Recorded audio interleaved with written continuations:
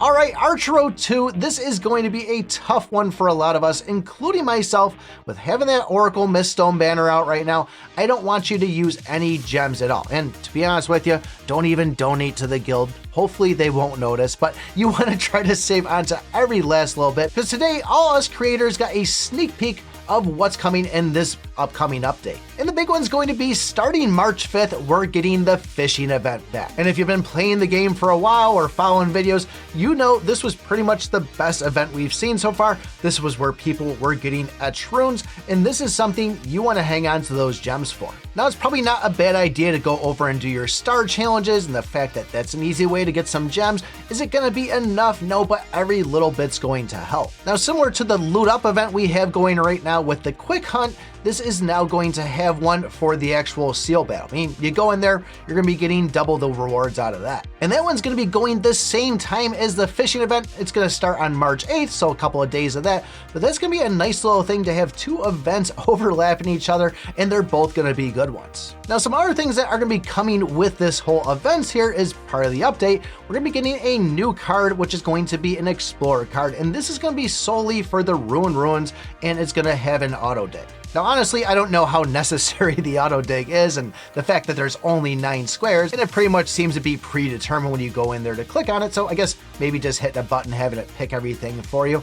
But this is going to be something that's going to be added, and I'm hoping that when we go and purchase it, we're going to get some more shovels or daily shovels, probably an initial amount of them too. So that could be good for a free-to-play player like myself. But something that I'm really excited for is going to be the new Raid Up rune pool, where we're going to have chances of getting guaranteed runes. So I'm thinking this is going to be something similar like the Miststones, where we have the 3 different types of gear. You can go over, use your shovels on days where, say, there might be a Revive Blessing rune. Even better, the shop for the runes is now going to have promised rune shovels, and even have the chances of seeing some etched runes inside there. Now, those etched runes, I don't think those are going to be anything you're getting for free. I think that's going to be a paid purchase for them, but it's going to be nice to at least see them, other places besides the fishing event and the lunar purchases. Now, Habby ID is another thing that's going to be coming in. If you ever played a Supercell game, Supercell ID.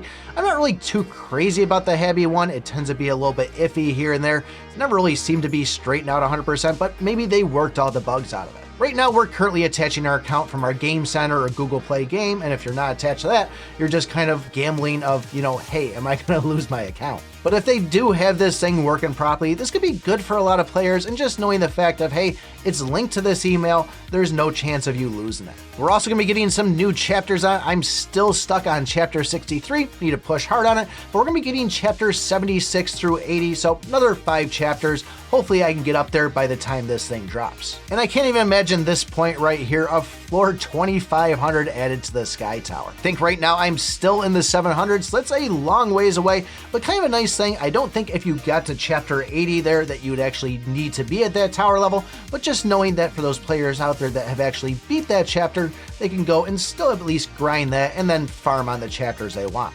It looks like we also have some optimization, so when you go in and select your skills, instead of going and hitting refresh and having that same darn skill pop up on you, they're now going to get rid of that. So pretty much you refresh, you see 3 new skills, which means a better chance of hitting that Dragonite. Seal Battle, Monster Invasion, and Abyssal will all now have speed up functions, so when you go in and play like your star challenges, you can do that times 2. It looks like we're going to be the same thing with this. Don't necessarily know if that's a good thing, but if you're skilled enough and you can play on times 2 pretty easily, this could definitely be a benefit to you. And it looks like they fixed some visuals for the weapons and also corrected an issue where there was no sound after playing an ad.